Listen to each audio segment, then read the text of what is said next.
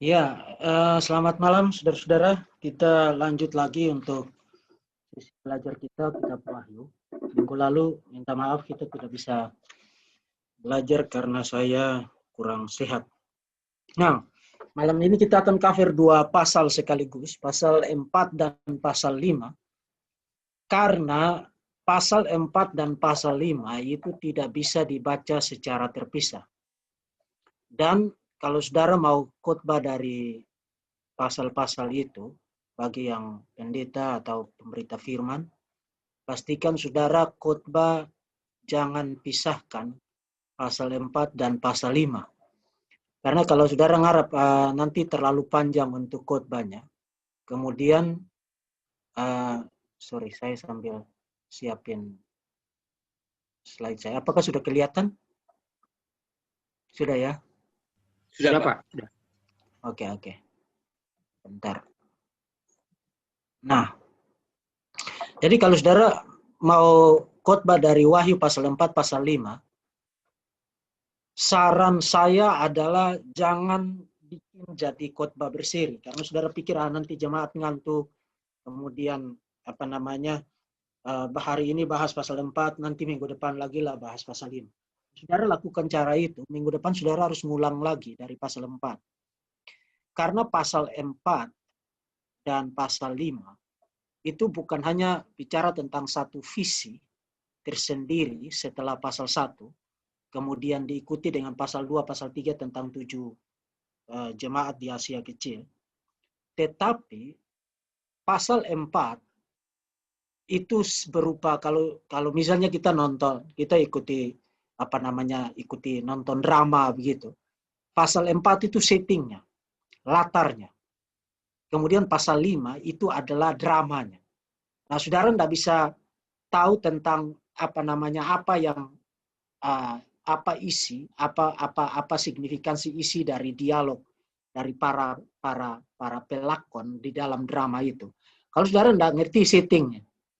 Jadi kalau saudara hari ini bahas settingnya, minggu depan bahas dramanya, saudara harus ngulang lagi. Jadi saya sarankan kepada saudara-saudara bagi yang para pengkhotbah, kalau mau khotbah dari pasal 4 dan pasal 5, jadikan satu khotbah yang utuh. Supaya jemaat atau mereka yang dengarkan khotbah itu ngerti tentang signifikansi penting dari pasal 4 dan pasal 5 sebagai satu kesatuan. Nah, pasal 4 dan pasal 5 itu sebagai satu visi yang menyatu, bicara tentang dua aspek. Pertama, pasal 4 itu yang tadi saya katakan settingnya atau latarnya, itu bicara tentang Allah yang agung dan Allah yang transenden dan yang kedaulatannya itu sangat mutlak. Nah, istilah transenden di situ berarti Allah itu terpisah jauh sekali di sana. Dan kita tidak bisa pergi kemudian bilang kepada dia, "Hai Tuhan, saya mau jadi temanmu." Nggak bisa. Jadi pasal 4 meletakkan visi tentang Tuhan yang kita sembah itu karakteristiknya bagaimana sih? Dan yang kita dapati di situ adalah gambaran tentang Tuhan di atas tahtanya dengan penuh keagungan, penuh kedaulatan, dan transenden. Nah, dengan latar belakang itu, kemudian pasal 5 bicara tentang kenapa hanya anak domba yang layak untuk membuka gulungan kitab itu. Jadi kalau saudara baca pasal 5 tanpa pasal 4, saudara akan missing the point. Saudara tidak akan ngerti kenapa hanya anak domba, hanya Yesus yang layak membuka gulungan kitab itu. Oke. Jadi dengan gambaran itu, saudara bisa melihat bahwa pasal 4, pasal 5 itu tidak bisa dipisahkan. Nah, demi meringkas waktu, saya tidak akan kasih terlalu banyak komentar pendahuluan. Kita akan langsung kepada pasal 4. Nanti saudara bisa baca detailnya nanti di dalam buku saya, karena ini adalah materi untuk buku saya nanti, eksposisi Wahyu pasal 1 sampai dengan pasal yang kelima. Pasal 4, ayat 1 sampai dengan ayat yang ke-11, itu bisa dibagi menjadi beberapa pokok pikiran, tapi ada baiknya saya baca dulu supaya kita bisa dapat gambaran tentang ini isinya apa. Dan saudara-saudara, saya berharap supaya selalu memperhatikan Alkitabnya. Kalau gunakan komputer, buka aplikasi yang isinya Alkitab. Kalau lagi di rumah, ambil Alkitabnya dan lihat versi cetak dari Alkitab. Kemudian daripada itu aku melihat sesungguhnya sebuah pintu terbuka di surga, dan suara yang dahulu yang telah kudengar berkata kepadaku seperti bunyi sangkakala. Ini mengingatkan kita akan suara Yesus di pasal 1 ayat 10. Suaranya seperti sangkakala. Katanya, naiklah kemari, dan aku akan menunjukkan kepadamu apa yang harus terjadi sesudah ini. Segera aku dikuasai oleh Roh, dan lihatlah sebuah tahta berdiri di surga. Dan di tahta itu duduk seorang. Dan dia yang duduk di tahta itu nampaknya bagaikan permata yaspis dan permata sardis. Dan suatu pelangi melingkupi tahta itu gilang gemilang, bagaikan jamrud rupanya. Dan sekeliling tahta itu ada 24 tahta. Dan di tahta-tahta itu duduk 24 tua-tua yang memakai pakaian putih dan mahkota emas di kepala mereka. Dan dari tahta itu keluar kilat dan bunyi guru yang menderu, dan 7 obor menyala-nyala di hadapan tahta itu. Itulah ketujuh roh Allah. Dan di hadapan tahta itu ada lautan kaca bagaikan kristal di tengah-tengah tahta itu, dan di sekelilingnya ada 4 makhluk penuh dengan mata di sebelah muka dan di sebelah belakang. Adapun makhluk yang pertama-tama seperti singa, dan makhluk yang kedua sama seperti anak lembu, dan makhluk yang ketiga mempunyai muka seperti muka manusia, dan makhluk yang keempat sama seperti burung nasar yang sedang terbang. Dan keempat makhluk itu masing-masing bersayap 6 sekelilingnya, dan di sebelah dalamnya penuh dengan mata, dan tidak berhenti-hentinya mereka berseru siang dan malam, kudus, kudus, kuduslah Tuhan Allah yang Maha Kuasa, yang sudah ada dan yang ada dan yang akan datang. Dan setiap kali makhluk itu mempersembahkan puji-pujian dan hormat dan ucapan syukur kepada Dia yang duduk di atas tahta itu dan yang hidup sampai selama-lamanya. Maka tersungkurlah ke-24 tua-tua itu di hadapan Dia yang duduk di atas tahta itu, dan mereka menyembah Dia yang hidup sampai selama-lamanya. Dan mereka melemparkan mahkotanya di hadapan tahta itu sambil berkata, ya Tuhan dan Allah kami, Engkau layak menerima puji-pujian dan hormat dan kuasa, sebab Engkau telah menciptakan segala sesuatu, dan oleh karena kehendak-Mu semuanya itu ada dan diciptakan. Nah, itu pasal 4. Pasal 4 itu kita bisa bagi menjadi beberapa pokok pikiran seperti yang saudara sekarang lihat di screen. Ayat 1 itu bicara tentang invitation, undangan kepada Yohanes untuk naik ke surga. Kemudian ayat 2 dan ayat 3 itu bicara tentang sentralitas keagungan Allah yang tidak tergambarkan. Kemudian ayat 4 itu bicara tentang 24 tua-tua. Kemudian ayat 5 sampai ayat 6a itu bicara tentang Allah yang transenden, yang terpisah, yang jauh. Kemudian pasal ayat 6b sampai dengan 8a itu bicara tentang 4 makhluk surgawi atau para serafim itu. Kemudian ayat 8b sampai ayat 11 itu bicara tentang penyembahan kepada Allah. Jadi itu kalau saudara mau bahas tentang pasal 4, saudara bisa bagi ke dalam pokok-pokok pikiran itu. Nah, kita mulai dari pokok yang pertama, invitation atau undangan untuk naik ke surga.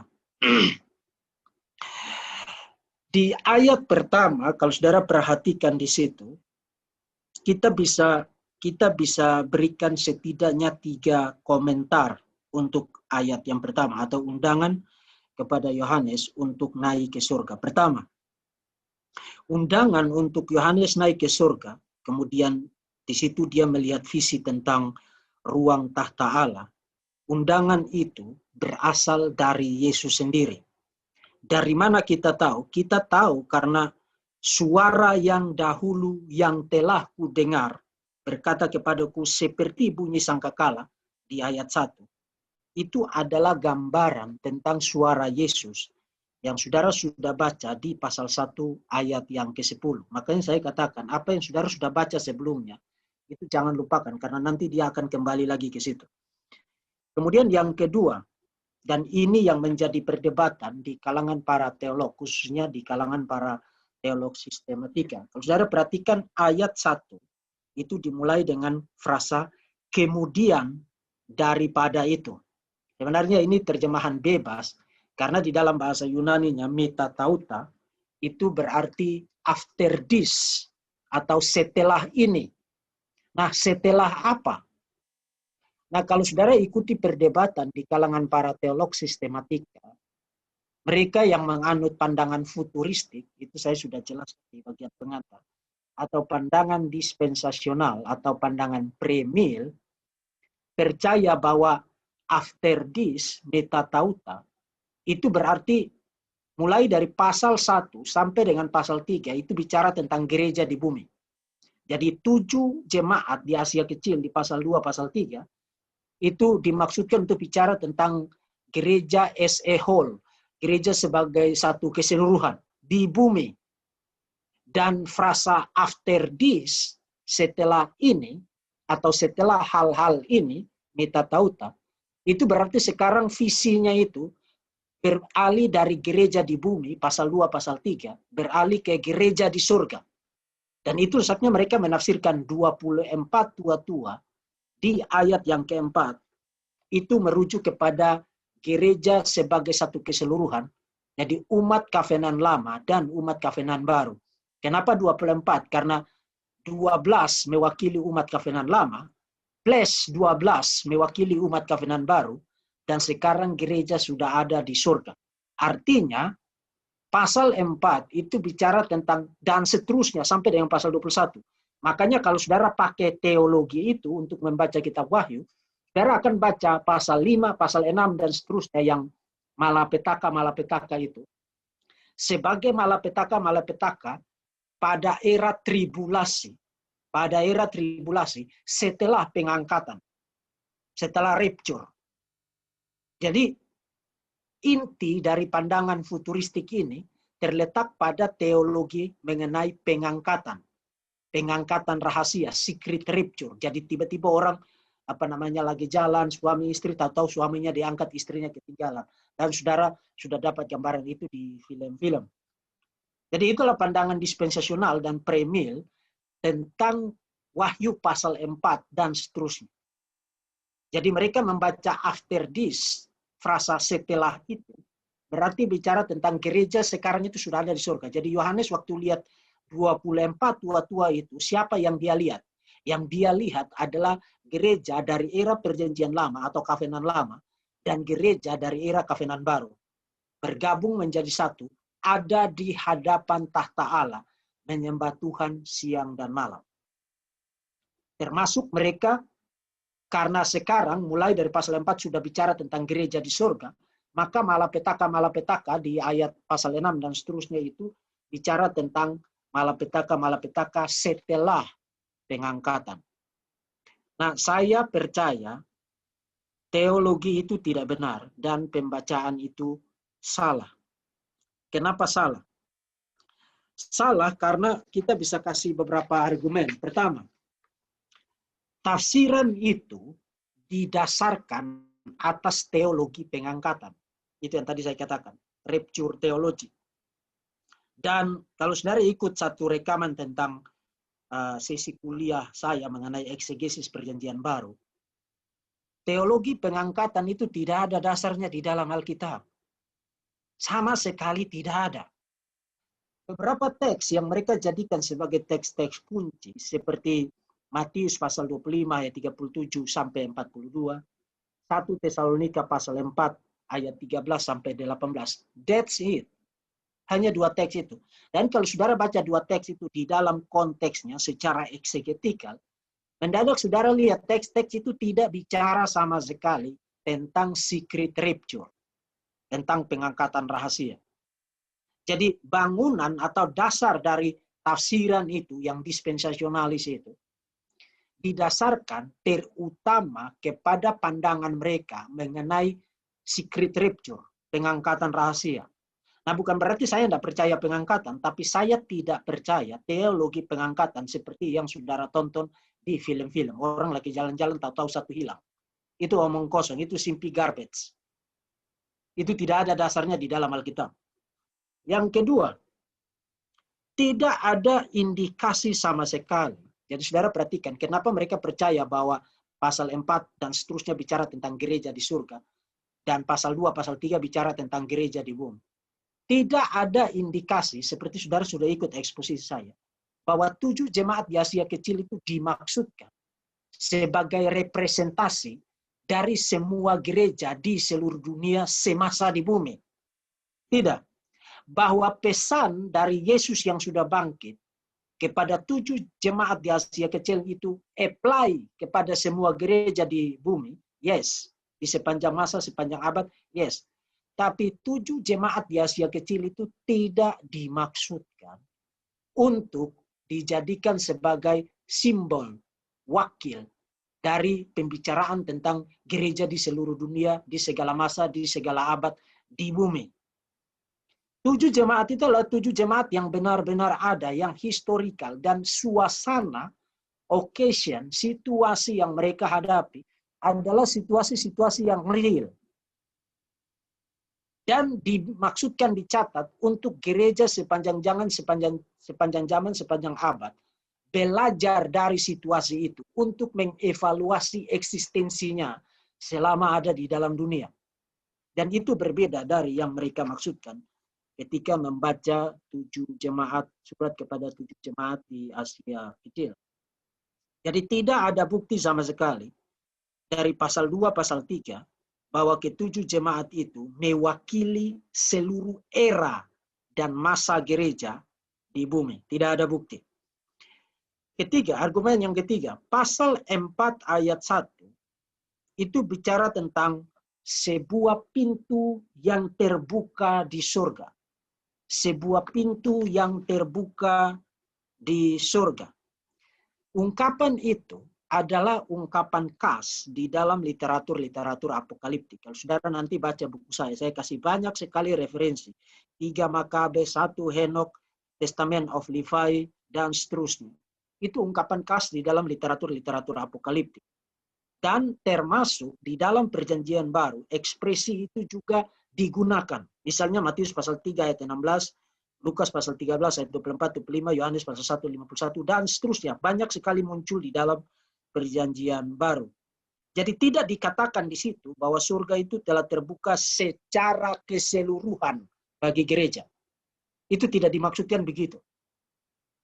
Itu hanya satu ungkapan khas di dalam literatur apokaliptik mengenai ada profet, ada nabi yang diangkat ke surga, diizinkan untuk melihat apa yang terjadi di dalam surga, di ruang tahta Allah, seperti yang pernah dialami oleh Yesaya, termasuk juga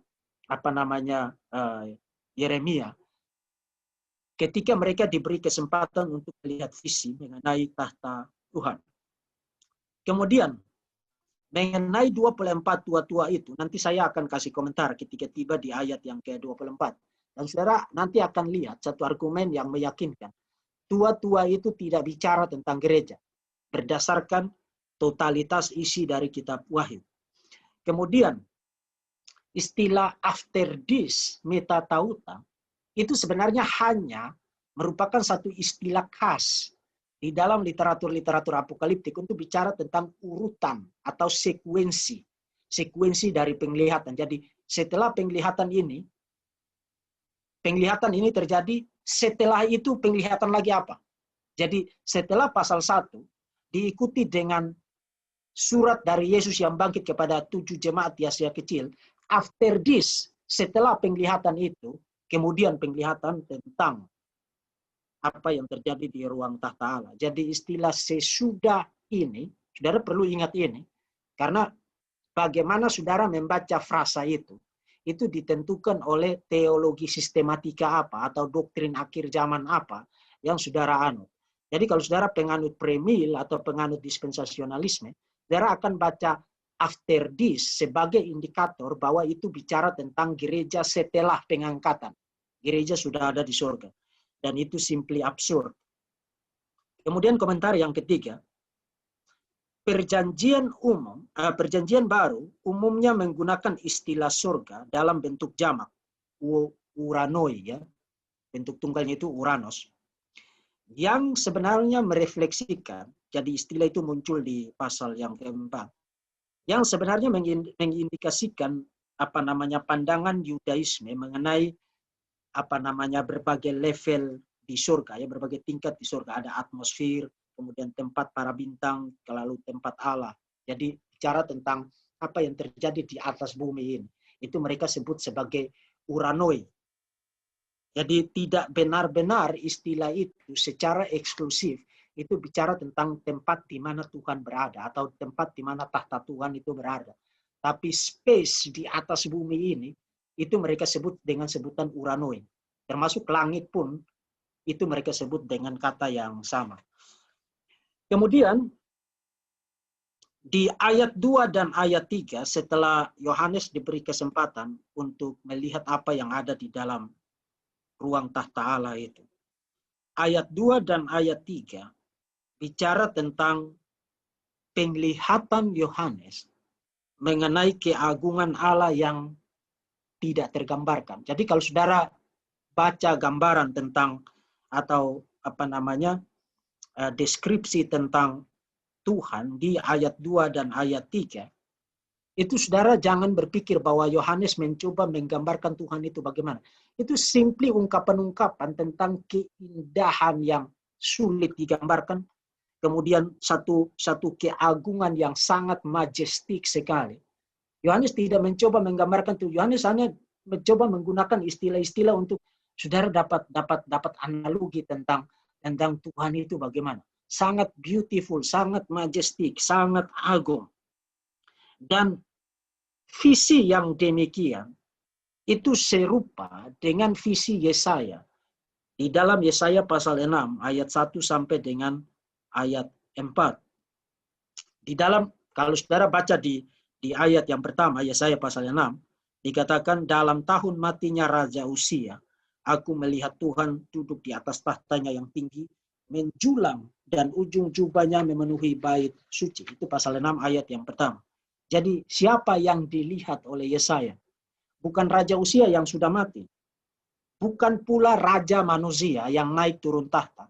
Tapi Tuhan yang tidak pernah turun tahta. Itulah yang dilihat oleh Yesaya. Dan sekarang dilihat juga oleh Yohanes. Saudara bisa baca visi yang sama atau yang mirip.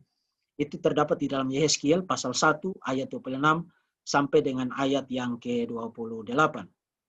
Jadi mereka yang membaca kitab Wahyu pada abad pertama sebenarnya sudah familiar dengan visi semacam itu. Visi tentang ada profet, ada nabi yang diberi privilege, keistimewaan untuk diangkat ke surga dan melihat apa yang terjadi di ruang tahta Allah. Nah, itu sangat penting. Kenapa sangat penting? Karena kalau saudara ikuti eksposisi saya pasal 2, pasal 3, apa yang dialami oleh gereja 7 jemaat itu. Mayoritas dari 7 jemaat itu hidup di dalam persekusi. Hidup di dalam penganiayaan. Dan saya sudah jelaskan di bagian pengantar bahwa meskipun persekusi dan penganiayaan itu dalam taraf tertentu berasal dari agama-agama pagan, tapi terutama dikendalikan oleh kaisar. Terutama dikendalikan oleh kaisar Romawi. Bahkan pada masa kitab Wahyu ditulis, itu Caesar worship atau penyembahan kepada kaisar itu sudah digalakkan.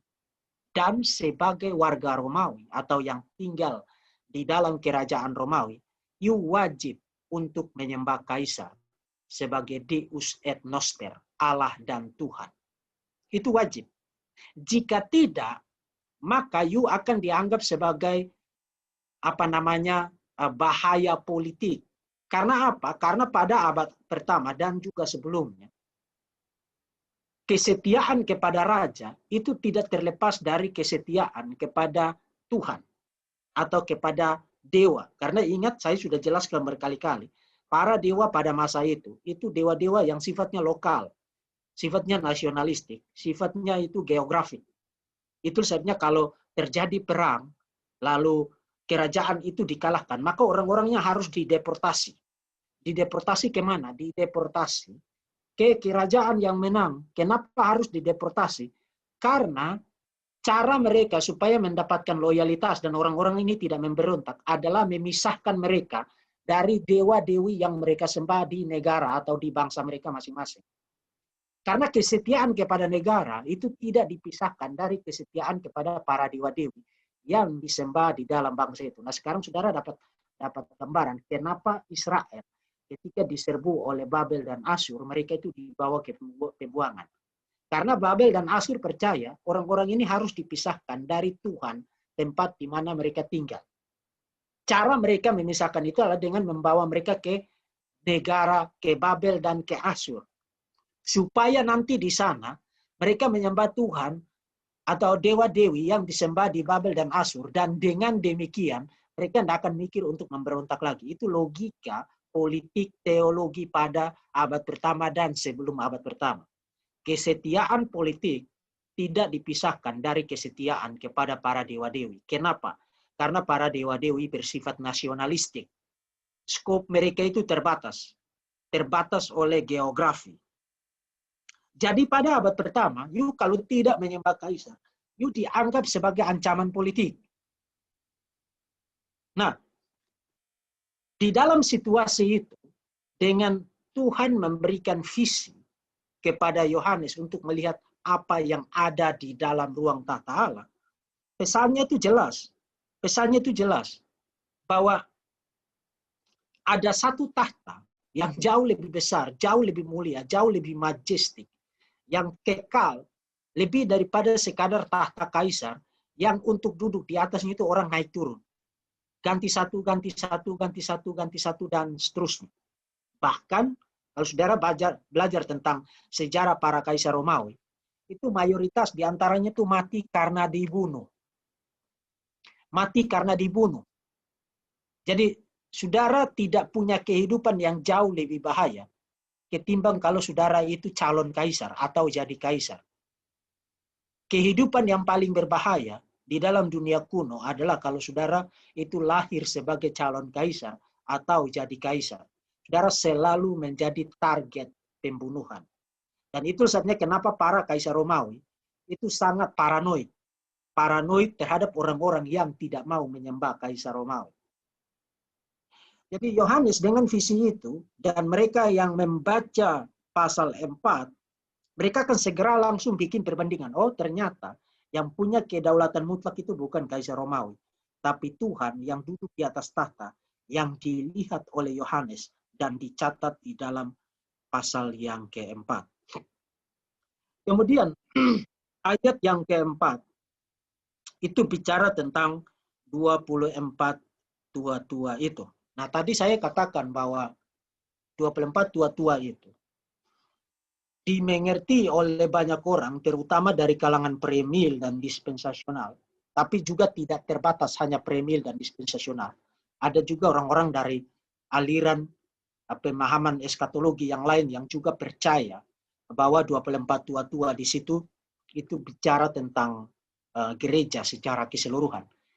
Salah satunya misalnya kalau saudara punya atau pernah baca buku tafsiran kitab Wahyu yang judulnya Aku Datang Segera, ditulis oleh Jacob Grun. Jacob Grun itu orang Belanda, dia mantan dosen saya dan dia seorang reform. Nah, Jacob Grun percaya kalau saudara baca bukunya diterbitkan oleh Momentum, tafsiran kitab Wahyu itu Aku Datang Segera. Dia percaya bahwa 24 tua-tua itu mewakili gereja dari era Kovenan Lama dan era Kovenan Baru. Jadi tidak harus saudara berpandangan dispensasional atau premil untuk percaya bahwa 24 tua-tua itu mewakili gereja secara keseluruhan. Dengan segala hormat saya percaya itu tafsiran yang tidak benar. Kenapa tidak benar? Tidak benar karena beberapa argumen. Dan saya akan kasih 7 argumen kenapa itu tidak benar. Saya percaya bahwa 24 tua-tua itu bukan gereja, tetapi malaikat yang ada pada posisi high rank, pada posisi yang sangat tinggi. Hanya sedikit lebih rendah dari 4 makhluk itu, dari para serafim. Jadi para malaikat ini adalah para malaikat dengan posisi yang sangat tinggi. Dan itu tidak bicara tentang gereja. Ada 7 argumen untuk posisi itu. Pertama, di dalam keseluruhan pasal 4, tidak ada sebutan tentang gereja sama sekali. Jadi saudara harus hati-hati dulu. Kalau teks itu tidak bicara tentang gereja, artinya tidak menyebut sama sekali, mengindikasikan sama sekali tentang gereja, maka saudara dapat tafsiran tentang gereja itu dari mana? Artinya saudara reading into the text, membaca gagasanmu ke dalam teks. Saudara tidak menggali keluar, eksegesis, tapi saudara melakukan eisegesis. Jadi perbedaan antara eksegesis adalah, kalau eksegesis kita menggali keluar arti dari teks. Kalau eisegesis, kamu sudah punya pandangan di kepalamu, lalu kamu baca pandanganmu ke dalam teks, kamu meminta teks untuk setuju dengan kamu. Kita yang harus setuju dengan teks, bukan teks yang harus setuju dengan kita. Jadi tidak ada sebutan atau lontaran apapun mengenai gereja di dalam pasal yang keempat. Tidak ada. Kemudian, argumen yang kedua, para malaikat sangat umum muncul dalam literatur-literatur apokaliptik. Khususnya mereka berfungsi sebagai agen interpretif yang membawa yang menjelaskan. Jadi seorang nabi itu dapat penglihatan. Kemudian ada malaikat yang bertugas menafsirkan penglihatan itu maksudnya apa kepada seorang nabi atau kepada seorang pelihat ketika dia dapat visi. Dan inilah menjelaskan tentang penglihatan, menginterpretasi penglihatan. Inilah yang persis dilakukan oleh salah satu dari tua-tua itu di dalam Wahyu pasal 5 ayat yang kelima. Kalau saudara baca Wahyu pasal 5 ayat yang kelima, dikatakan begini. Lalu berkatalah seorang dari tua-tua itu kepadaku, jangan engkau menangis. Sesungguhnya singa dari Yehuda, yaitu tunas Daud, telah menang, sehingga ia dapat membuka gulungan kitab itu dan membuka ketujuh materai. Dengan kata lain, apa fungsi, apa function, peran dari tua-tua itu di situ? Menginterpretasi, menjelaskan, menafsirkan penglihatan itu kepada Yohanes sang pelihat atau Yohanes sang nabi yang mendapatkan visi. Dan itu persis merupakan tugas dari para malaikat di dalam literatur apokaliptik. Jadi para tua-tua itu menjalankan function sebagai function yang disandang oleh para malaikat di dalam kategori literatur apokaliptik. Itu argumen yang kedua. Argumen yang ketiga, di dalam Wahyu pasal 5 ayat yang ke-8, kita baca, ketika ia mengambil gulungan kitab itu, tersungkurlah keempat makhluk dan ke-24 tua-tua itu di hadapan anak domba. Masing-masing memegang satu kecapi dan satu cawan emas, penuh dengan kemenyan. Itulah doa orang-orang kudus. Jadi para malaikat ini bertugas membawa doa orang-orang kudus kepada Tuhan. Artinya mereka mempersembahkan doa orang-orang kudus kepada Tuhan. Itu di dalam Wahyu pasal 5 ayat yang ke-8. Dan itu persis merupakan tugas dari para malaikat di dalam literatur apokaliptik. Termasuk saudara bisa baca di dalam pasal 8 ayat yang ke-3, itulah yang dilakukan oleh malaikat. Jadi fungsi itu, mempersembahkan doa dari orang-orang kudus, itu adalah fungsi yang dilakukan oleh para malaikat. Dilakukan oleh para tua-tua di dalam pasal 5 ayat 8, dan dilakukan oleh para malaikat di dalam pasal 8 ayat yang ke-3. Kemudian yang keempat, Wahyu pasal 7 ayat 13 sampai dengan 14, Yohanes menyapa ke-24 tua-tua itu dengan sebutan kuriemu. Kuriemu itu berarti Tuhanku atau Tuanku. Yang sangat tidak mungkin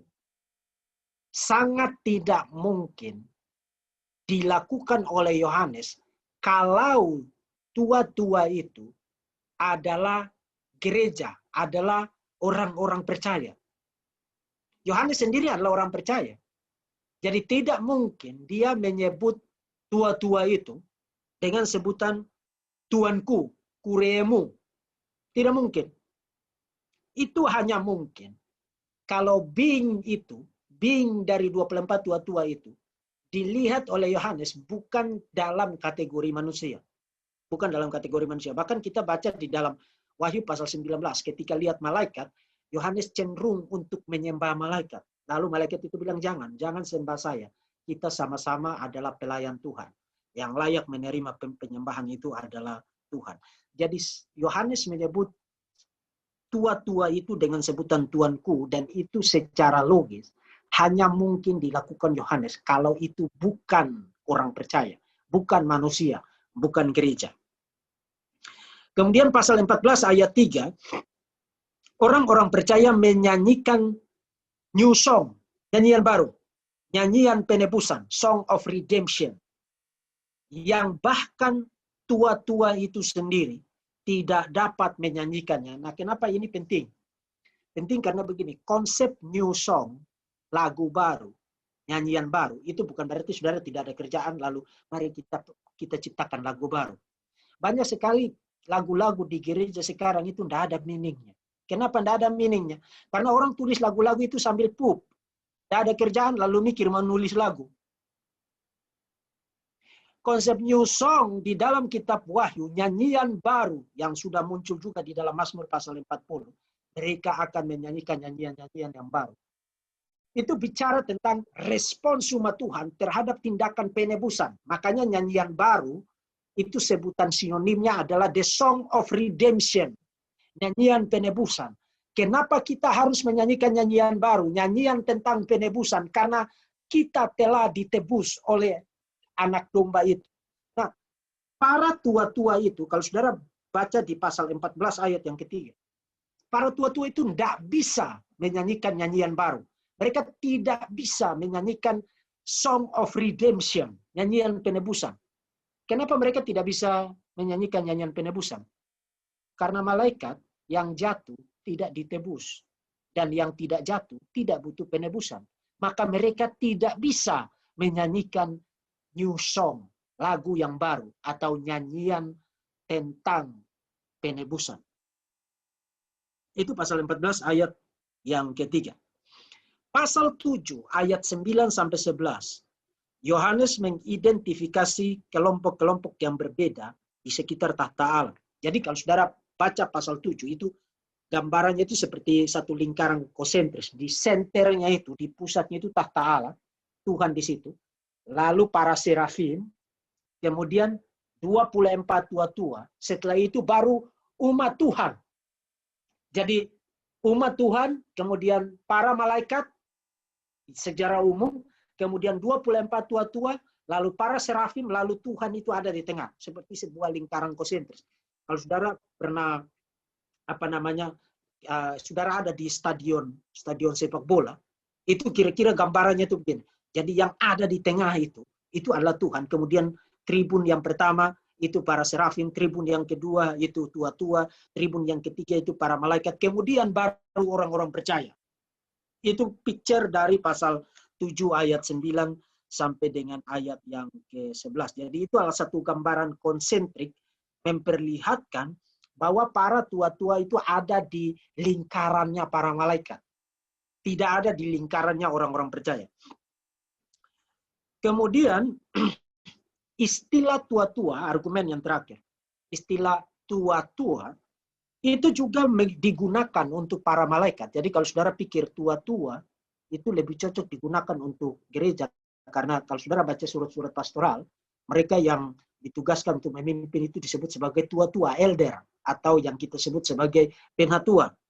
No, itu sebutan itu bukan hanya digunakan untuk manusia, orang percaya atau gereja, tapi juga digunakan untuk malaikat. Misalnya di dalam Yesaya pasal 24 ayat yang ke-23. Jadi 7 argumen itu saya kira adalah argumen yang mutlak. Membantah pandangan bahwa 24 tua-tua itu bicara tentang gereja. Tidak.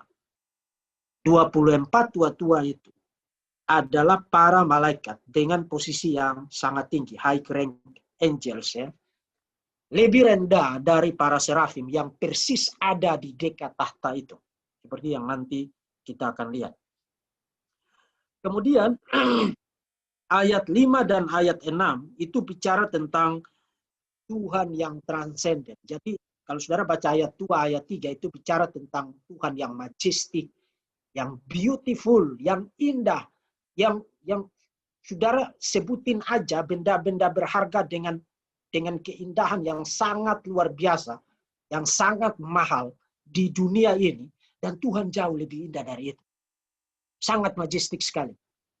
Nah, di ayat yang ke-5 dan ayat yang ke-6, ayat yang ke-5 dengan ayat yang ke-6. By the way, sebelum kita lanjut ke situ, kenapa kita suka melihat hal-hal yang bagus? Saudara tidak pernah melihat ngintip ke dalam ke dalam kloset, kemudian saudara bilang, aku terpesona melihat isi kloset. Tidak pernah. Kenapa? Tapi begitu saudara ada di atas kapal, pagi sekali, kapal laut misalnya, pagi sekali, lalu laut itu seperti karpet, kemudian di ufuk sana, matahari keluar perlahan-lahan dengan warna merah, jingga, dan lain sebagainya. Sangat indah, luar biasa. Saudara akan tidak bisa menolong diri sendiri. Saudara yang ngomongnya terputus patah-patah pun mendadak menjadi seorang puitis. Melihat pemandangan semacam. Kenapa? Karena kita diciptakan menurut gambar dan rupa Tuhan. Dan karena kita diciptakan menurut gambar dan rupa Tuhan. Dan Tuhan kita adalah Tuhan yang beautiful. Maka kita suka hal-hal yang beautiful. Makanya jangan suka merusak hal-hal yang indah di dalam dunia ini. Kita punya Tuhan yang sangat-sangat beautiful. Sangat indah. Itulah sebabnya sebagai manusia yang diciptakan menurut gambar dan rupa Tuhan, kita jauh lebih suka hal-hal yang indah ketimbang hal-hal yang jelek. Kecuali orang yang sudah rusak otaknya, sudah rusak jiwanya, dia suka merusak, menjadikan hal-hal indah menjadi hal-hal yang jelek. Nah, ke ayat 5 dan ayat yang ke-6, dan ini sesuatu yang sangat luar biasa, amazing. Gambaran tentang ayat 5 dan ayat yang ke-6, itu mirip seperti apa yang digambarkan ketika Musa disuruh naik ke atas gunung Tuhan. Itu saya sudah bahas di dalam sesi kuliah saya secara live tentang A Biblical Theology of Leviticus. Di Keluaran pasal 19 ayat 16 itu bicara tentang kilat dan awan di atas gunung, bunyi sangkakala yang sangat keras, sehingga gemetaranlah bangsa yang ada di perkemahan. Sehingga bangsa Israel bilang, no, Musa kamu aja naik, kami tidak mau naik. Kami tidak mau naik. Tuhan itu, meskipun di ayat 2, ayat 3 digambarkan dengan satu keindahan yang sangat majestik.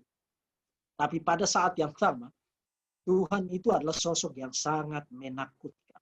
Menakutkan bagi manusia. Dan tidak heran di dalam perjanjian lama, berkali-kali Tuhan bilang begini, kamu tidak bisa lihat saya. Kalau kamu lihat saya, kamu game over.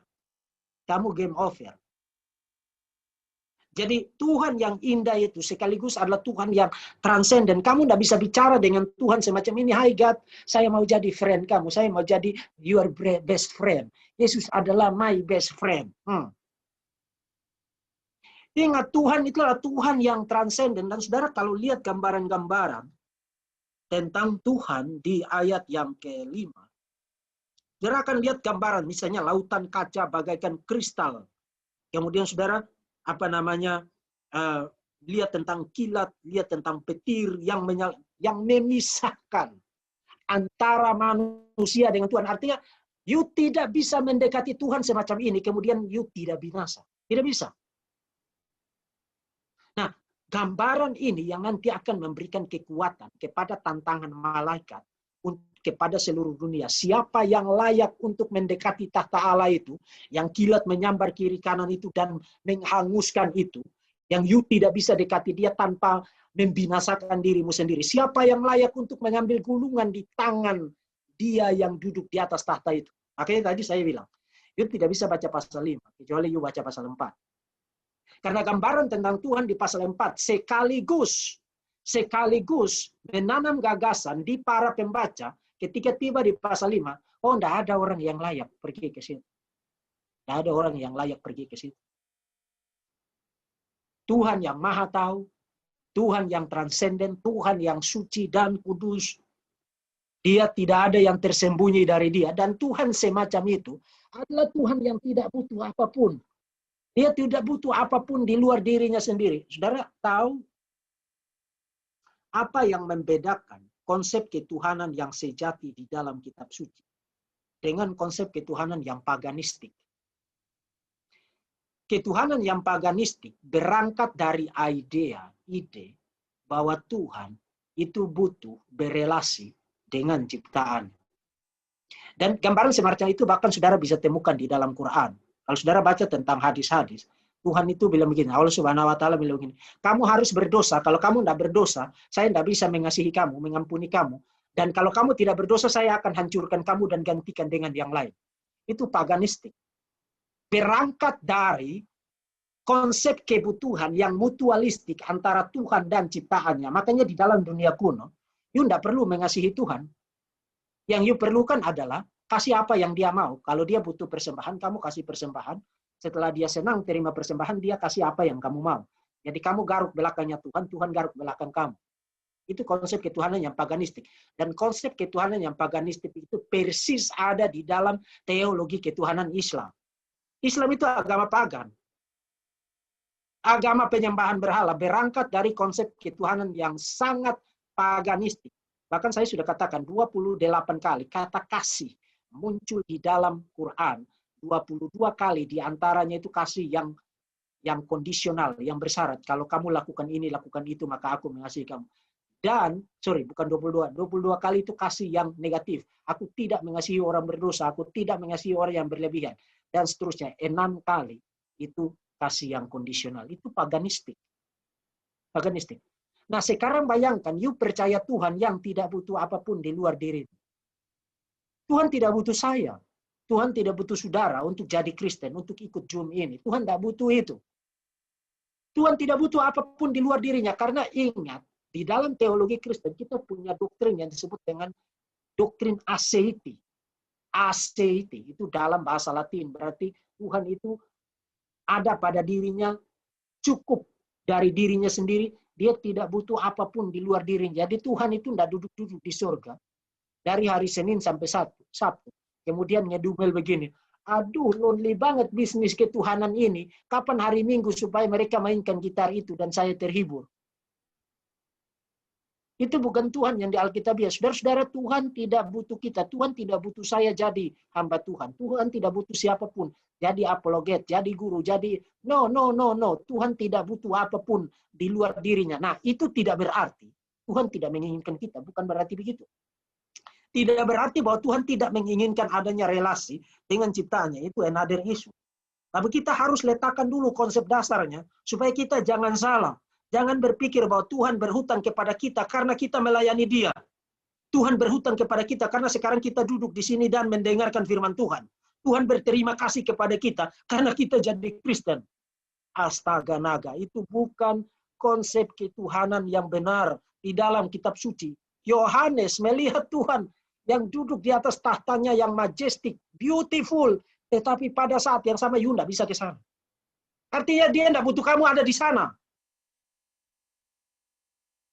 Tuhan ada pada dirinya sendiri. Tuhan tidak butuh menciptakan dunia ini yang di dalamnya ada kita.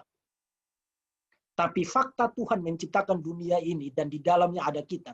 Bahkan di dalam anugerahnya, dia memilih kita menjadi orang-orang percaya. Itu bicara tentang satu keinginan Tuhan untuk berelasi dengan ciptaannya, dengan manusia yang bahkan berdosa dan yang jahat dan yang bejat seperti kita. Jadi harus hati-hati. Dan itu mengatakan banyak hal mengenai bagaimana kita menjalankan pelayanan dan bagaimana kita hidup sebagai seorang Kristen. Itulah sebenarnya saya katakan kepada saudara. Kalau saudara misalnya melakukan sesuatu bagi Tuhan, kemudian saudara berpikir bahwa, oh karena saya lakukan ini, maka Tuhan akan membalasnya dengan berlipat kali ganda. Itu paganistik. Itu berhala. Saudara punya konsep berhala di dalam pikiranmu, tapi itu bukan Tuhan yang sejati. No, Tuhan tidak berhutang apapun kepada kita. Dan Tuhan tidak butuh disuap dengan apapun dari pihak kita. Apapun, anything, tidak ada. Saudara harus berhati-hati di situ. Dan kita dengan Tuhan itu ada lautan kaca. Dengan kilat yang menyambar-nyambar. You tidak bisa ke sana, kemudian angkat tangan. Hai God, saya mau jadi temanmu. Mari kita bersinging kumbaya dan berteletabis. No. Antara Yohanes dan dia yang duduk di atas tahta itu, ada satu separation, ada satu keterpisahan yang tidak terjembatani. Even Yohanes yang diberikan privilege untuk naik ke sana dan melihat apa yang ada di sana, tidak bisa pergi dan berjabat tangan. Kemudian, Tuhan memberkati engkau, Tuhan yang sedang duduk di atas tahta. Ada satu keterpisahan yang jelas ada di sana. Tuhan itu sangat transenden. Dan orang-orang Kristen perlu kembali lagi memiliki visi ini di tengah-tengah arus dunia yang makin postmodern. Yang makin lama menurunkan Tuhan dari tahtanya. Tuhan itu seperti my best friend. Jadi apa yang saya butuhkan Tuhan harus penuhi. Dan apa yang saya inginkan Tuhan harus taat. Kalau Tuhan tidak taat maka saya ngambil. Harus berhati-hati. Tentang para serafim mungkin saya skip saja. Kemudian yang saya ingin komentari adalah apa namanya di pasal 8b ayat 8b sampai dengan ayat yang ke-11 itu bicara tentang penyembahan, tapi saya tidak akan komentari semua karena waktu. Kita masih ada satu pasal. Di ayat yang ke-8 dan ke-4 makhluk itu sama masing-masing bersayap 6 sekelilingnya dan di sebelah dalamnya penuh dengan mata. Itu bicara tentang pengetahuan Tuhan yang komprehensif. Gambaran apokaliptik tentang para makhluk yang penuh dengan mata, itu kalau saudara coba gambar itu, saudara akan jadi gila. Saudara akan jadi gila. Saudara tidak bisa gambar itu.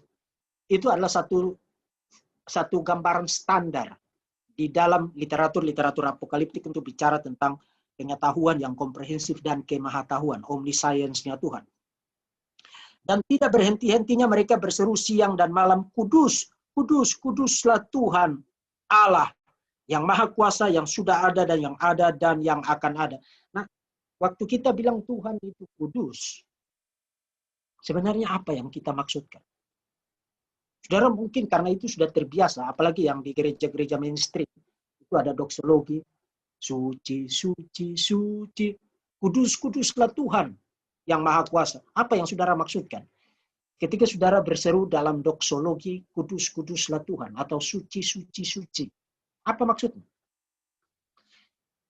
Ini satu pertanyaan penting, karena pengertian kita tentang kudus atau suci, itu diasosiasikan dengan konsep-konsep tertentu, yang kalau kita uji sekarang, akan langsung kelihatan tidak benar.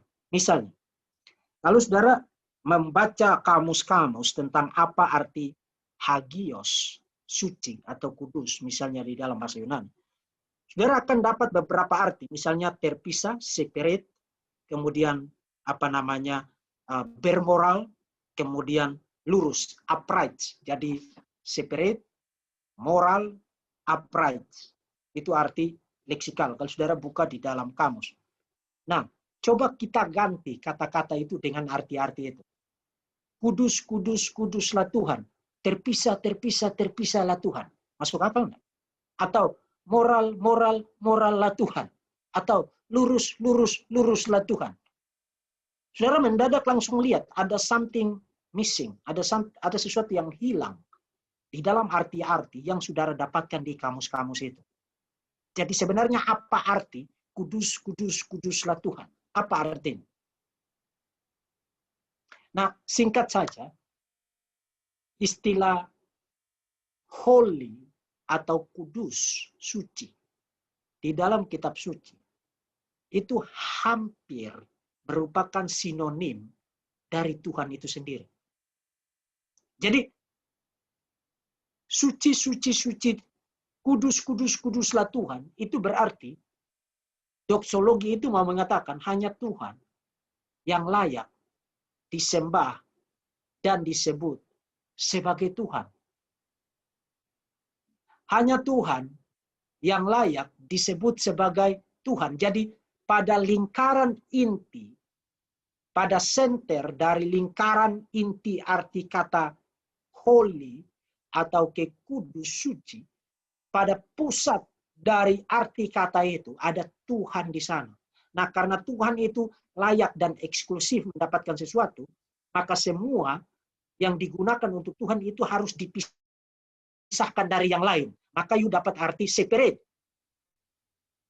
Dan karena Tuhan itu suci, maka semua yang digunakan untuk Tuhan itu haruslah bebas dari hal-hal yang berdosa.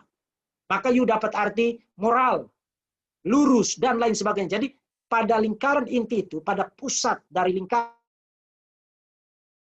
kata itu, Tuhan ada di sana. Baru you dapat separate, dapat moral, dapat upright. Jadi kalau you impose, menyamakan begitu saja kesucian dengan separateness, atau kesucian dengan moral, atau kesucian dengan uprightness, atau lurus, mendadak you akan tersandung dengan apa yang tadi saya presentasikan. You tidak bisa ada di hadirat Tuhan, kemudian you membuat doksologi begini. Separate, separate, separate. Terpisah, terpisah, terpisahlah Tuhan. Atau you bilang moral, moral, morallah Tuhan. Atau you bilang lurus, lurus, luruslah Tuhan. Tidak bisa. Karena itu bukan arti utama dari kata kudus. Kata kudus, holiness, suci, hagios. Kata itu sinonim dengan Tuhan itu sendiri. Jadi waktu you bilang Tuhan itu kudus, sebenarnya yang you bilang adalah hanya Tuhan yang layak disebut sebagai Tuhan. That's it. Itu intinya. Nah, itu yang saya ingin komentari dari situ. Hal-hal lain itu nanti saudara bisa baca di dalam buku saya nanti, di pasal 4. Jadi pasal 4 meletakkan setting tentang Tuhan yang majestic, Tuhan yang beautiful, tapi pada saat yang sama, Tuhan ini kamu tidak bisa mess up dengan dia. Dia tidak butuh kamu, dan kamu tidak bisa setiap saat, kapan saja kamu pengen, bisa datang dan berjabat tangan dengan dia. Kemudian nanya kabar, Tuhan apa kabarmu hari ini? Tidak bisa. Tuhan yang transenden, terpisah jauh di sana, dan tidak ada orang yang bisa mendekati dia. Even para malaikat dengan high rank itu, tua-tua itu, setiap saat harus melemparkan mahkota mereka sebagai tanda bahwa apa yang mereka miliki itu, mereka dapatkan dari Tuhan. Bahkan para serafim itu, 4 makhluk itu, ketika terbang di sekitar tahta Allah itu, mereka harus menutup wajah mereka dengan sayap mereka sebagai tanda kerendahan hati. Kita bahkan para malaikat ini yang paling dekat dengan tahta Allah, mereka tidak bisa memandang Tuhan begitu saja. Tidak bisa. Nah, Tuhan seperti ini, yang nanti di pasal 5 dipresentasikan, di tangannya itu ada sebuah scroll. Kemudian malaikat itu berseru, oke, kamu seluruh dunia, siapa yang jago, siapa yang merasa layak untuk datang mendekati Tuhan semacam ini. Jadi settingnya itu meletakkan satu gagasan yang penting tentang Tuhan seperti apa, Yang nanti di pasal 5 bicara tentang dia yang di tangannya itu ada sebuah scroll, ada sebuah gulungan kitab. Dan itu mengantar kita ke pasal yang kelima. Aku baca dulu, saya baca dulu. Maka aku melihat di tangan kanan dia yang duduk di atas tata itu sebuah gulungan kitab yang ditulis sebelah dalam dan sebelah luarnya dan dimeterai dengan 7 meterai. Dan aku melihat seorang malaikat yang gagah yang berseru dengan suara nyaring katanya, siapakah yang layak membuka gulungan kitab itu dan membuka materai-materainya? Tetapi tidak ada seorang pun yang di surga atau yang di bumi atau yang di bawah bumi yang dapat membuka gulungan kitab itu atau yang dapat melihat sebelah dalamnya. Maka menangislah aku dan amat sedihnya, karena tidak ada seorang pun yang dianggap layak untuk membuka gulungan kitab itu ataupun melihat ke dalamnya. Lalu berkatalah seorang dari tua-tua itu kepadaku, jangan engkau menangis, sebab sesungguhnya singa dari Yehuda, yaitu tunas Daud, telah menang, sehingga ia dapat membuka gulungan kitab itu dan membuka ketujuh materainya.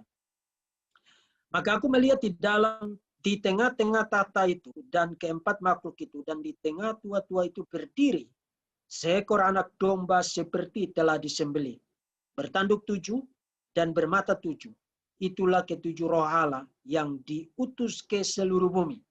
Lalu datanglah anak domba itu dan menerima gulungan kitab itu dari tangan dia yang duduk di atas tata itu. Ketika ia mengambil gulungan kitab itu, tersungkurlah keempat makhluk dan ke-24 tua-tua itu di hadapan anak domba. Masing-masing memegang satu kecapi dan satu cawan emas, penuh dengan kemenyan. Itulah doa orang-orang kudus.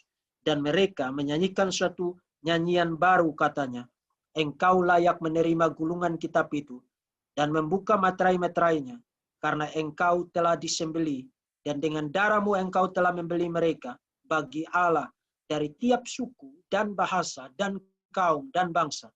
Dan engkau telah membuat mereka menjadi suatu kerajaan dan menjadi imam-imam bagi Allah kita. Dan mereka akan memerintah sebagai raja di bumi. Maka aku melihat dan mendengar suara banyak malaikat sekeliling tahta, makhluk dan tua-tua itu. Jumlah mereka berlaksa-laksa dan beribu-ribu laksa. Katanya dengan suara nyaring, anak domba yang disembelih itu layak untuk menerima kuasa dan kekayaan dan hikmat dan kekuatan dan hormat dan kemuliaan dan puji-pujian. Dan aku mendengar semua makhluk yang di surga dan yang di bumi dan yang di bawah bumi dan yang di laut dan semua yang ada di dalamnya berkata, bagi dia yang duduk di atas tahta dan bagi anak domba adalah puji-pujian dan hormat dan kemuliaan dan kuasa sampai selama-lamanya. Dan keempat makhluk itu berkata amin. Dan tua-tua itu jatuh tersungkur dan menyembah. Itu pasal 5 ayat 1 sampai dengan ayat yang ke-14. Nah, pasal 5 ayat 1 sampai dengan pasal ayat yang ke-14 itu bisa dibagi ke dalam 4 pokok pikiran. Ayat 1 itu bicara tentang gulungan kitab atau the scroll. Kemudian ayat 2 sampai ayat 4 itulah tantangan dari seorang malaikat yang sangat besar, dengan suara yang sangat besar, tantangan kepada seluruh dunia.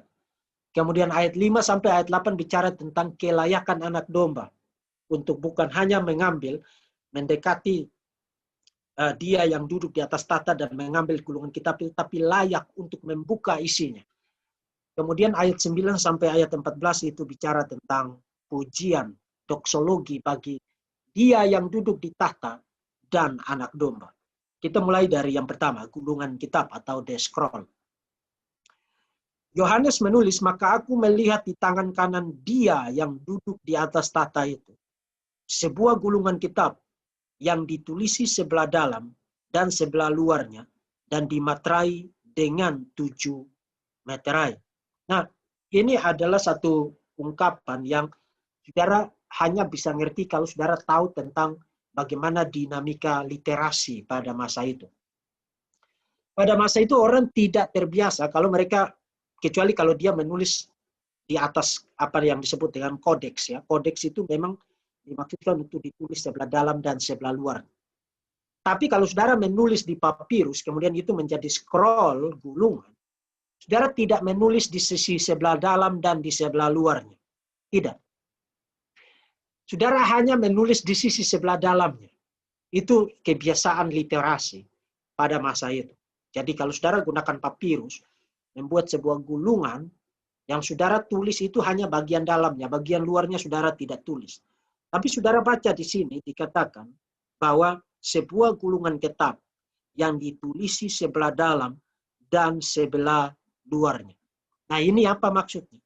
Ini berarti bicara tentang gulungan kitab itu memuat seluruh rencana penebusan dari Allah yang harus dieksekusi dan direalisasikan di dalam dunia ini.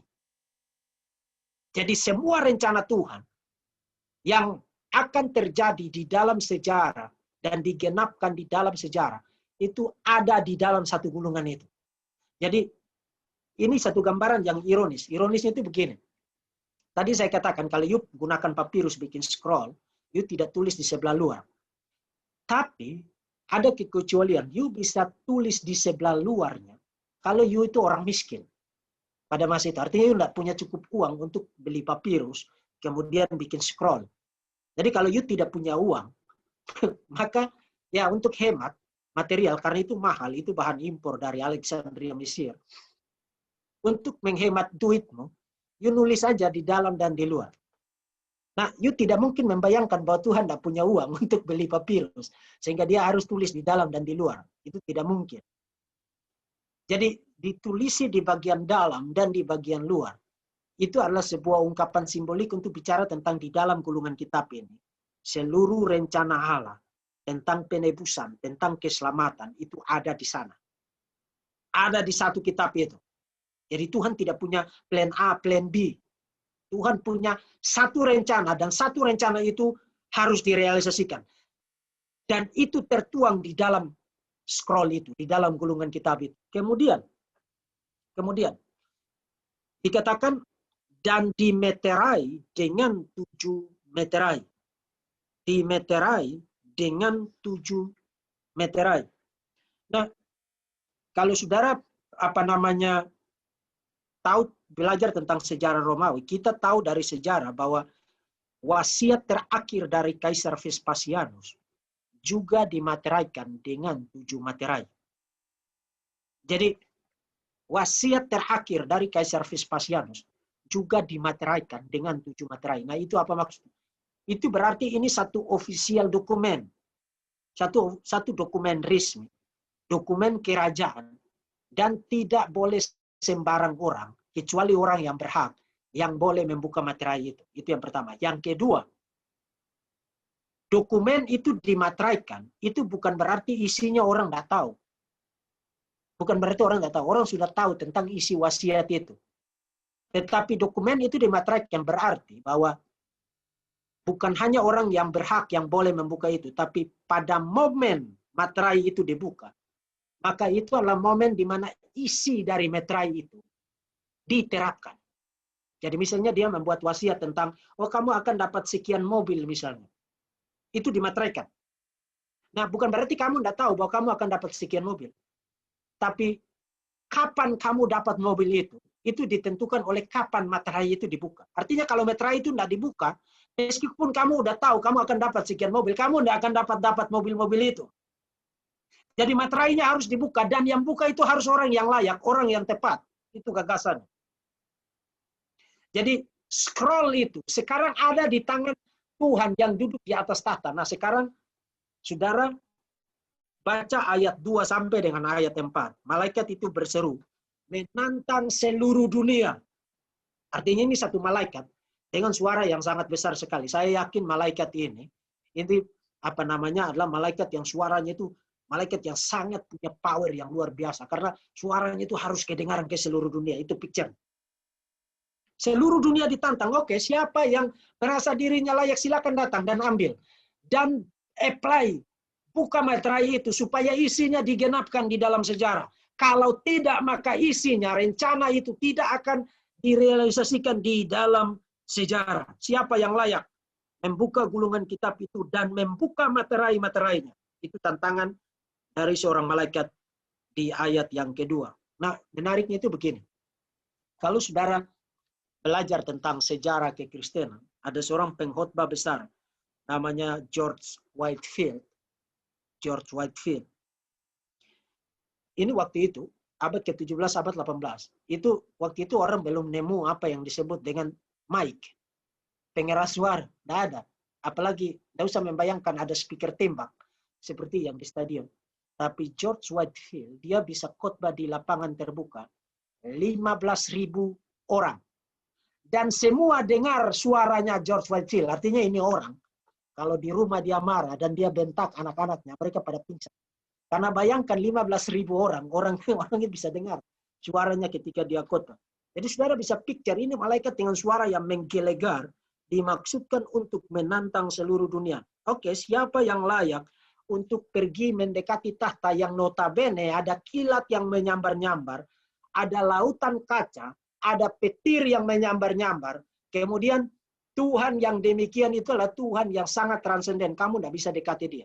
Siapa yang bisa menyeberang ke sana dan mengambil gulungan dari Tuhan yang duduk di atas tahta itu? Siapa? Siapa? Itu tantangan.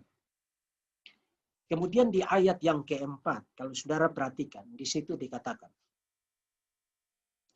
maka menangislah aku, Yohanes, dengan amat sedihnya, karena tidak ada seorang pun yang dianggap layak untuk membuka gulungan kitab itu ataupun melihat sebelah dalamnya. Jadi Yohanes meratap, menangis, bukan karena dia itu suka mengasihani diri, bukan karena kemarin sore dia tidak dapat lotre, tapi dia menangis karena sekarang kalau tidak ada orang yang layak untuk membuka, mengambil gulungan kitab itu, membuka materinya dan membaca apa, mengapply apa yang tercantum di dalam gulungan kitab itu, maka history has no meaning. Sejarah menjadi tidak bermakna. Kematian orang-orang kudus, misalnya saudara sudah baca di pasal 2, pasal 3, yang dibunuh, yang dipenjarakan, yang dipersekusi, menjadi satu tragedi tanpa akhir, tanpa keadilan. Karena apa? Karena rencana penebusan itu tidak bisa direalisasikan kalau scroll itu tidak bisa dibuka.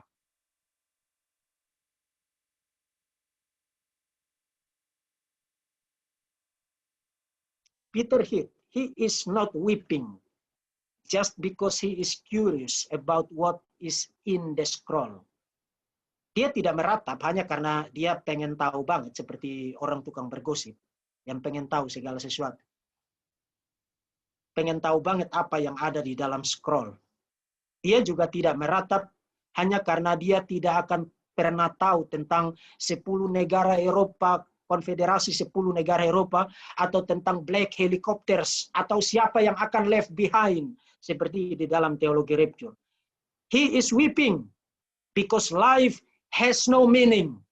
Dia meratap karena hidup menjadi tidak bermakna. Kalau rencana penebusan itu tidak direalisasikan di dalam sejarah, John has no meaning. The church struggle has no meaning. Everything is absurd.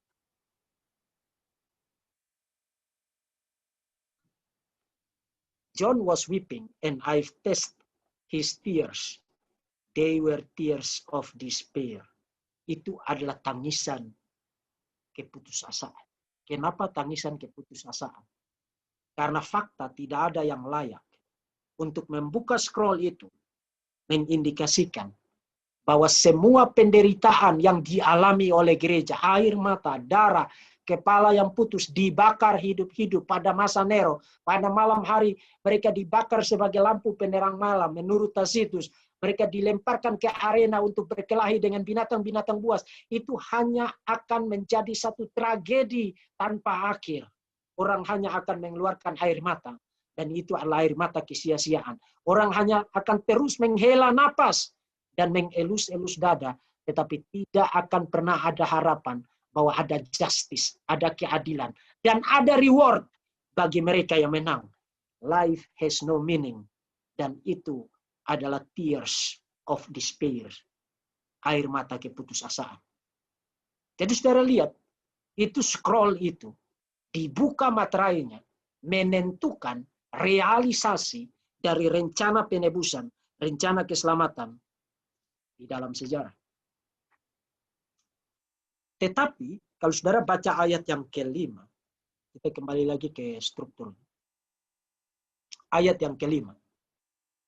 Malaikat itu, atau yang disebut tua-tua itu, seperti tafsiran saya tadi. Lalu berkatalah seorang dari tua-tua itu kepadaku, jangan engkau menangis. Sesungguhnya singa dari suku Yehuda, yaitu tunas Daud, telah menang. Sehingga ia dapat membuka gulungan itu dan membuka ketujuh materainya. Maka aku melihat di tengah-tengah tahta dan keempat makhluk itu, dan di tengah-tengah tua-tua itu berdiri seekor anak domba, seperti telah disembelih, bertanduk 7, bermata 7. Itulah ketujuh roh Allah yang diutus ke seluruh bumi. Lalu datanglah anak domba itu dan menerima gulungan kitab itu dari tangan dia yang duduk di atas tahta itu. Ketika ia mengambil gulungan itu, tersungkurlah keempat makhluk dan ke-24 tua-tua di hadapan anak domba itu. Masing-masing memegang satu kecapi dan satu cawan emas penuh dengan kemenyan. Dan itu adalah doa orang-orang kudus. Saudara perhatikan bahwa peralihan adegan itu, ratapan itu, beralih kepada kemunculan salah satu dari tua-tua itu, yang tidak lain adalah malaikat dari tingkat yang sangat tinggi itu. Jangan engkau menangis, sesungguhnya singa dari suku Yehuda, yaitu tunas Daud, telah menang. Sehingga ia dapat membuka gulungan kitab itu dan membuka ketujuh materainya. Itu ayat 5. Jadi saudara perhatikan di sini, Yesus disebut dengan dua gelar dari perjanjian lama. Singa dari Yehuda dan tunas Daud. Itu saudara bisa baca itu di dalam Kejadian pasal 49 ayat 9-10, Yesaya 11 ayat 1, dan muncul berulang kali di dalam literatur Yahudi pada masa intertestamental. Jadi dua gelar itu bicara tentang otoritas kerajaan, otoritasnya sebagai Mesias, Raja Mesianik dari keturunan Daud. Termasuk gelar-gelar itu punya intonasi militeristik. Jadi punya intonasi intonasi peperangan. Ini sosok ini bukan satu sosok yang lemah dan tidak berdaya. Tapi sosok dengan kekuasaan raja, dengan intonasi militeristik yang siap untuk bertarung, yang siap untuk bertempur. Itu adalah picture yang termaktub di dalam dua gelar ini. Singa dari Yehuda dan tunas Daud. Tetapi pertanyaan, apakah singa dari Yehuda ini meraih kemenangannya dengan cara mengerahkan kekuatan militeristik dan melakukan pertempuran secara militer?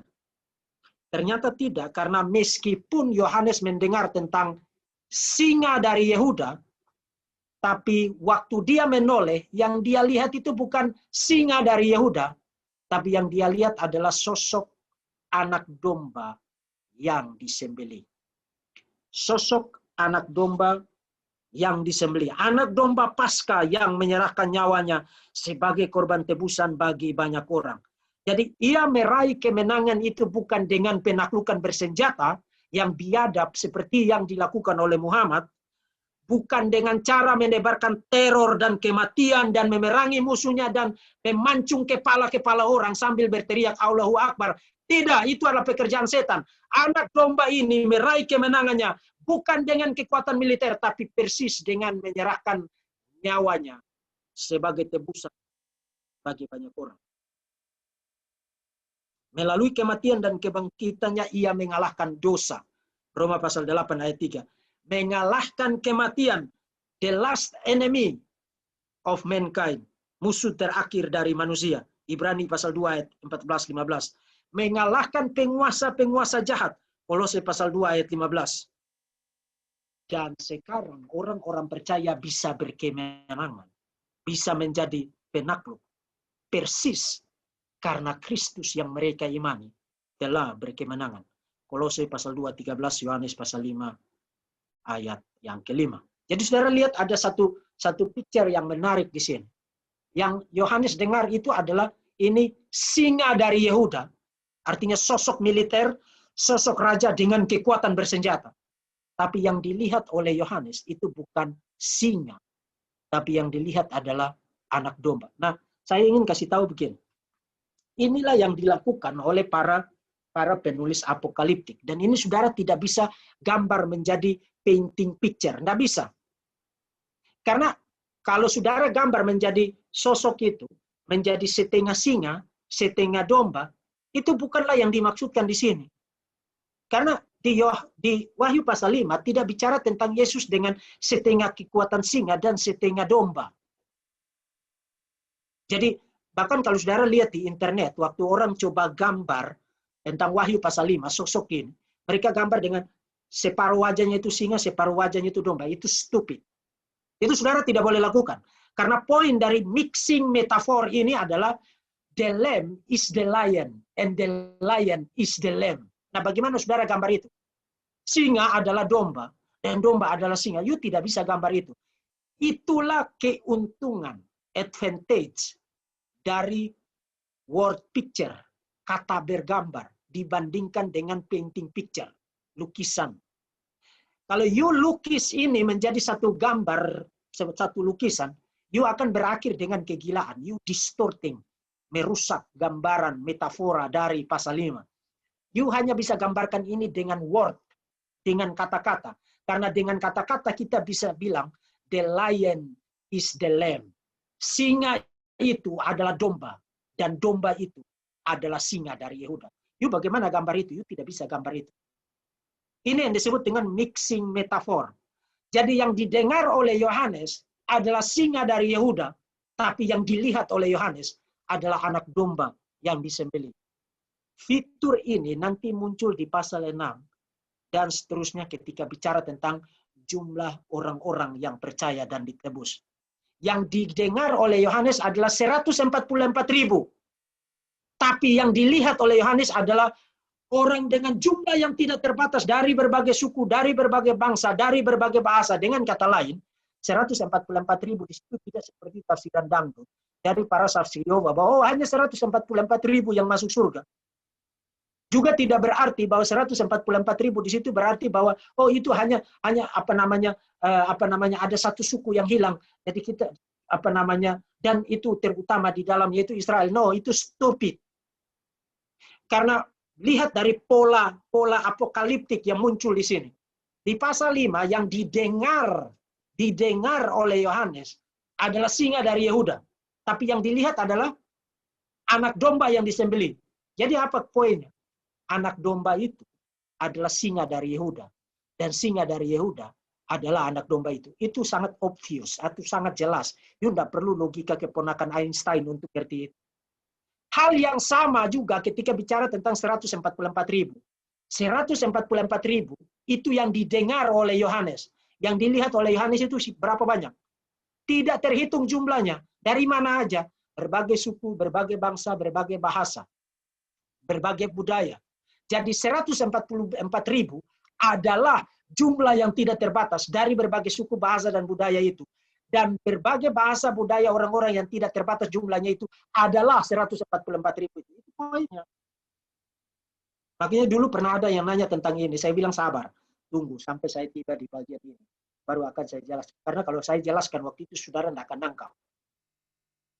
Jadi antara yang didengar dan yang dilihat mengatakan hal yang sama tapi dengan metafora yang berbeda. Itu kehebatan dari literatur apokaliptik. Saudara tidak bisa tulis begini kalau saudara tulis surat cinta. Itu sangat powerful sekali. Message-nya itu sangat powerful sekali. The lion is the lamb. Dan the lamb is the lion. Nah, saya ingin perlihatkan kepada saudara komentar dari beberapa orang. Hanya komposer yang diinspirasikan dengan visi ilahi yang dapat berpikir tentang picture semacam ini, mixing metafor semacam ini. Ketika orang-orang yang terikat di dunia ini atau orang-orang yang hidup di dunia ini menginginkan simbol tentang power, simbol tentang kekuatan, mereka pergi kepada binatang-binatang buas dan burung-burung pemangsa. Rusia meninggikan beruang. Inggris dengan the lion. Simbol dari Inggris adalah singa. Perancis dengan harimau. Dan United States Amerika dengan spread eagle. Dengan Raja Wali. Dengan sayap yang terbuka. Jadi ketika bangsa-bangsa di dunia ini ingin bicara, menginginkan sebuah simbol tentang kekuasaan, tentang kekuatan, mereka pergi ke mana? Mereka pergi kepada binatang-binatang buas dan burung-burung pemangsa. All of them revenues. Semua itu adalah binatang-binatang yang rakus, yang liar, yang buas. It is only the kingdom of heaven that will dare to use as its symbol of might, simbol kekuatannya. Not the lion for which John was looking, but the helpless lamb, and that is a slain lamb. Bukan singa yang hendak dilihat oleh Yohanes, tetapi anak domba dan anak domba yang disembelih. Nah, saya ada beberapa kritik untuk kutipan ini. Tapi saudara nangkap kontrasnya ya. Hanya kingdom of heaven, hanya kerajaan surga yang bisa memperlihatkan kekuasaannya, powernya, mighty-nya, bukan dengan simbol binatang-binatang buas. Bukan semata-mata dengan simbol binatang-binatang buas. Tapi dengan simbol anak domba yang disembelih. Tapi yang jelas, ini anak domba tidak helpless loh. Makanya ini kutipan sebenarnya. Makanya tadi saya bilang saya ada keberatan untuk kutipan ini. Ini bukan helpless lamb. Karena saudara ingat, ini bukan sekadar lamb, tapi juga pada saat yang sama adalah lion. Adalah singa. Jadi bagaimana singa yang adalah lamb dan lamb yang adalah singa adalah helpless lamb. Tapi saudara nangkap poin dari kutipan ini. Ini kutipan dari J.P. Love tentang visi yang dilihat oleh Yohanes.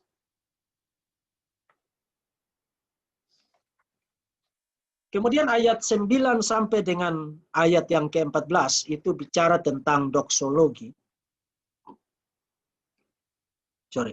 Doksologi untuk Tuhan Bapa yang duduk di atas tahta dan anak domba yang layak untuk menerima pujian. Saya hanya akan kasih komentar tentang ayat 13, pasal 5 ayat 13, karena kita tidak ada waktu untuk memberikan eksposisi yang detail.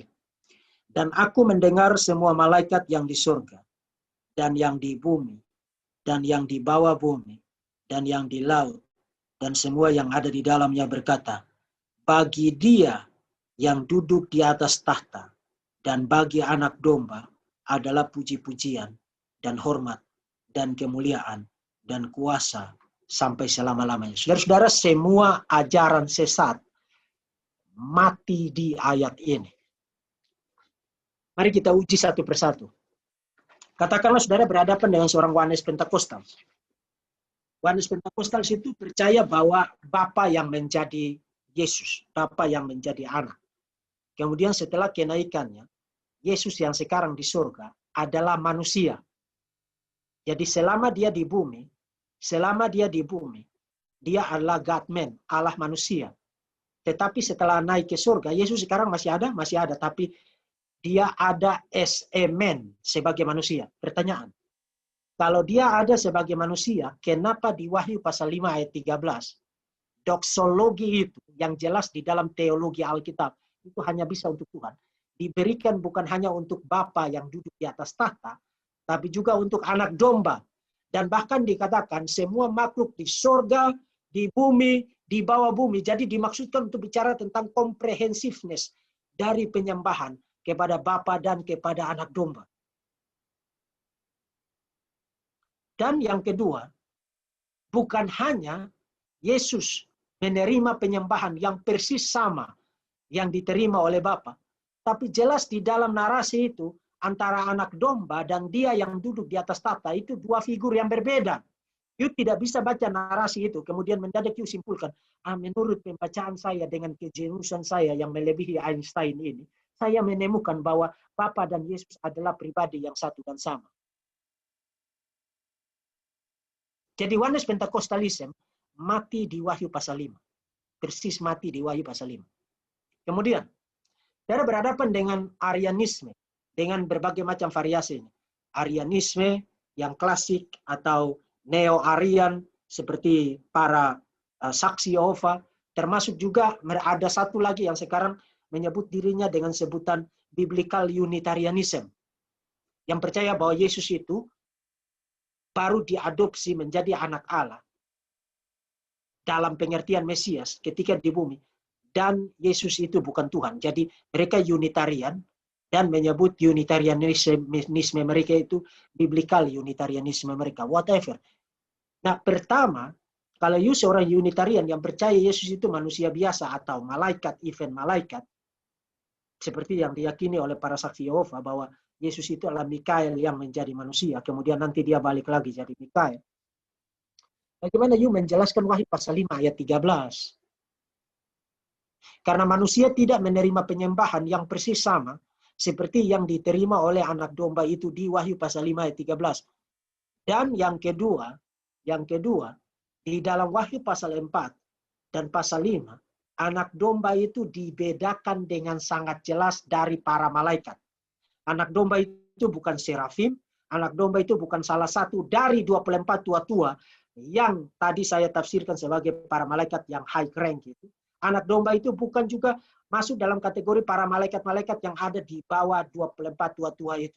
Jadi anak domba itu adalah satu kategori sendiri di dalam narasi itu. Dan dia kategori sendiri, tapi juga menerima penyembahan yang persis sama seperti yang diterima oleh Bapa. Dan kalau saudara berhadapan dengan saksi Yehova yang percaya Yesus adalah malaikat, saudara tinggal pergi kepada pasal 19 ketika yang tadi saya bilang. Yohanes melihat malaikat itu lalu mau tersungkur menyembah dia. Malaikat itu bilang, jangan menyembah aku karena kita adalah hamba Tuhan. Kita adalah sesama pelayan Tuhan.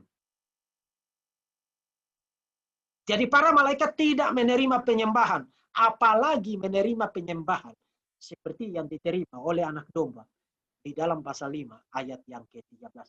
Jadi saudara berhadapan dengan ajaran sesat manapun, yang varian apapun, you name it. Wahyu pasal 5 ayat 13, di dalam keseluruhan konteksnya, kombinasi dengan pasal 4, itu membunuh semua ajaran sesat. Oke, saya sampai di sini dulu, karena ini